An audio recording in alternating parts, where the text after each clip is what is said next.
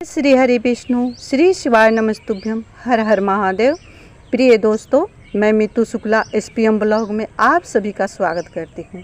आइए जानते हैं आमल एकादशी व्रत कथा।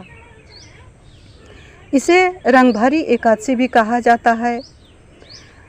आंवले का वृक्ष क्यों उत्पन्न हुआ, कैसे उत्पन्न हुआ, आंवले का वृक्ष विष्णु भगवान को क्यों प्रिय है, आंवले का भोग विष्णु भगवान को क्यों प्रिय है, ये सारी बात हम जानेंगे इस वीडियो के माध्यम से।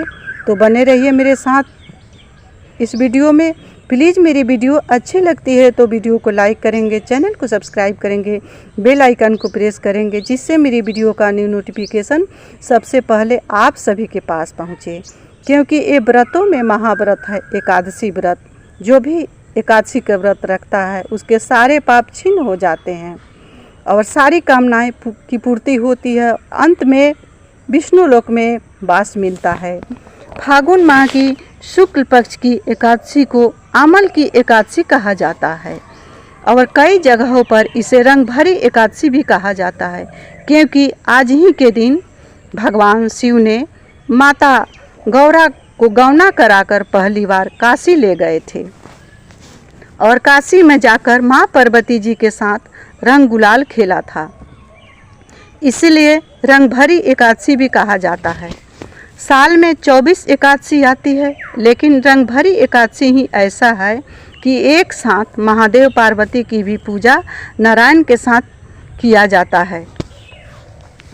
नारायण के साथ भोलेनाथ की पूजा करने से सभी कामनाओं की पूर्ति होती है।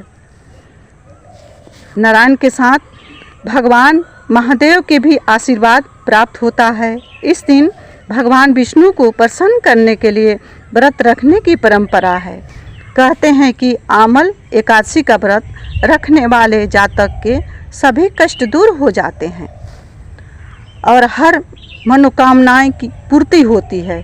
इस साल आमल एकादशी का व्रत 20 मार्च दिन बुधवार को रखा जाएगा। अगर कोई भी व्यक्ति इस व्रत को रख रहा है तो पूजन के बाद कथा अवश्य सुननी चाहिए। बिना कथा के व्रत को अधूरा माना गया है। बिना कथा के कभी व्रत पूरा नहीं होता।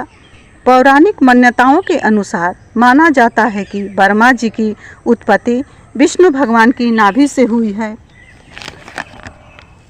एक बार ब्रह्मा जी ने परम ब्रह्मा की तपस्या पर स्वयं को जानने का प्रयास किया। तपस्या से प्रसन्न होकर भगवान विष्णु ने ब्रह्मा जी को दर्शन दिए। उन्हें देखते ही ब्रह्मा जी की आंखों में आंसुओं की धारा बहने लगी। मान्यता है ब्रह्मा जी के आंसू जब विष्णु भगवान के चरणों पर गिरे तो वो आंसू आंवले की वृक्ष में बदल गए। तब विष्णु जी ने कहा, आज से ये वृक्ष और इसका फल मुझे बेहद प्रिय होगा और जो भी भक्त आमल की एकादशी के दिन इस वृक्ष की पूजा करेगा या मुझ पर आंवला चढ़ाएगा वो मोक्ष की तरफ अग्रसर होगा।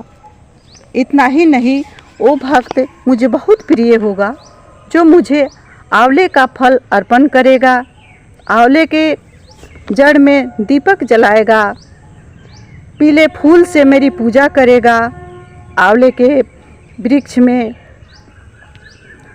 लाल मौली लपेटेगा, वो मुझे बहुत प्रिय होगा। प्रिय दोस्तों, आइए सुनते हैं आमल एकादशी व्रत कथा।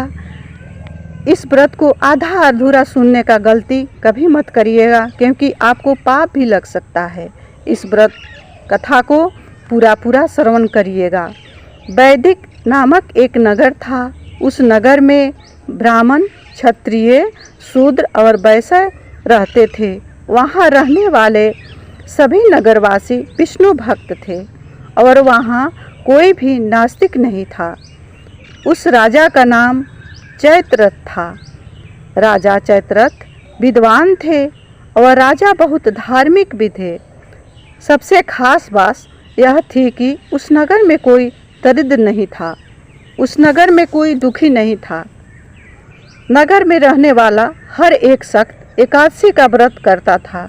एक बार फागुन महीने की आमल की एकादशी आई।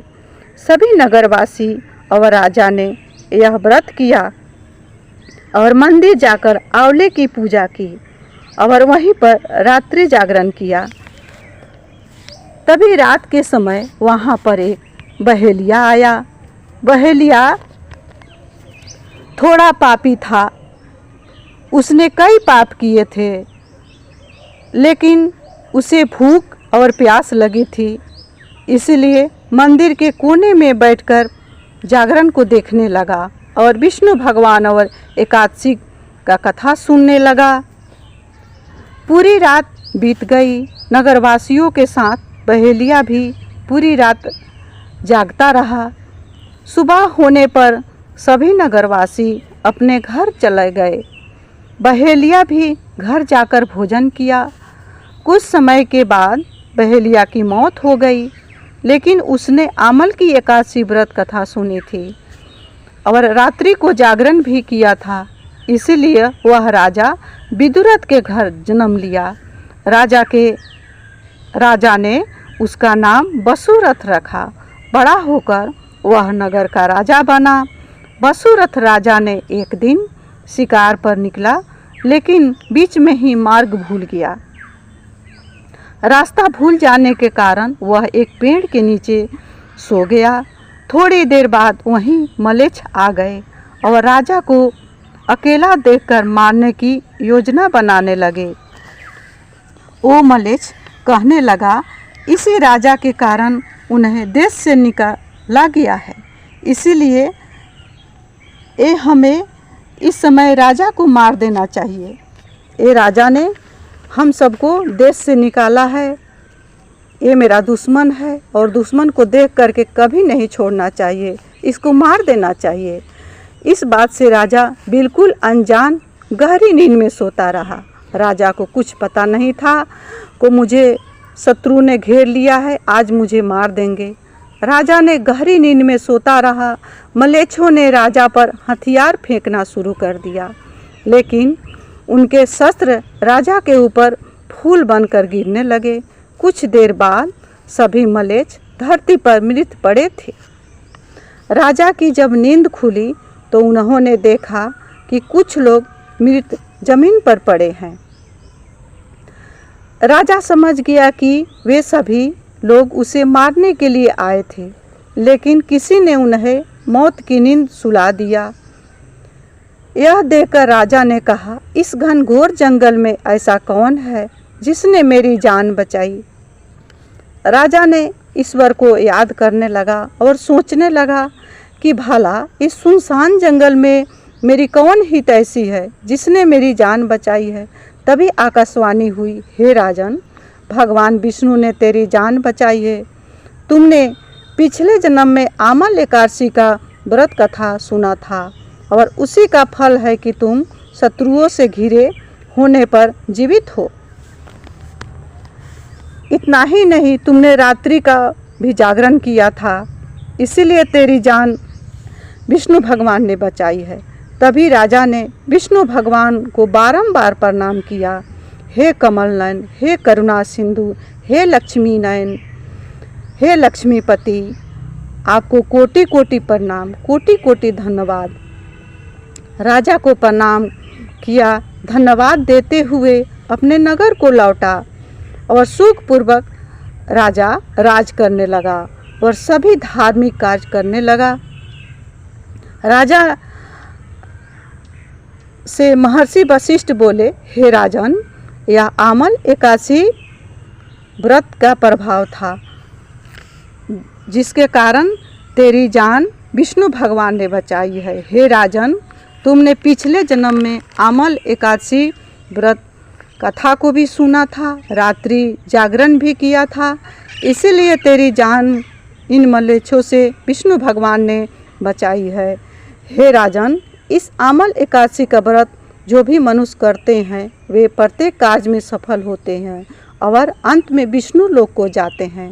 इतना ही नहीं, आमल एकादशी का जो व्रत रखते हैं, कथा श्रवण करते हैं, आंवले वृक्ष की पूजा करते हैं, आंवले का फल विष्णु भगवान को समर्पित करते हैं, उनकी रक्षा स्वयं विष्णु भगवान माँ लक्ष्मी के साथ उसके घर में, उसके गृहस्थी में निवास करते हैं और जो भी विघ्न बाधा संकट है उसको हर लेते हैं, और जो भी जातक इस व्रत को रखता है उसके यहाँ सुख संपदा की प्राप्ति होती है और अंत में विष्णु लोक में स्थान मिलता है। तो प्रिय दोस्तों, ये अगर कथा अच्छा लगा होगा तो एक लाइक अवश्य करिएगा, क्योंकि आपके एक लाइक से मुझे बहुत हिम्मत मिलेगी। इसी के साथ मैं अपनी वाणी को श्री विष्णु भगवान महादेव के चरणों में विराम दे रही हूँ। मिलती हूँ अगले वीडियो में, तब तक के लिए इतना ही। मेरे जितने भी व्यूअर्स हैं, सब्सक्राइबर हैं, उनको आमल एकादशी, रंग भरी एकादशी का ढेरों सारे बधाइयाँ एवं शुभकामनाएं। आप सभी जहाँ कहीं भी रहें, स्वस्थ रहें, खुश रहें, खूब मस्त रहें। श्री शिवाय नमस्तुभ्यम।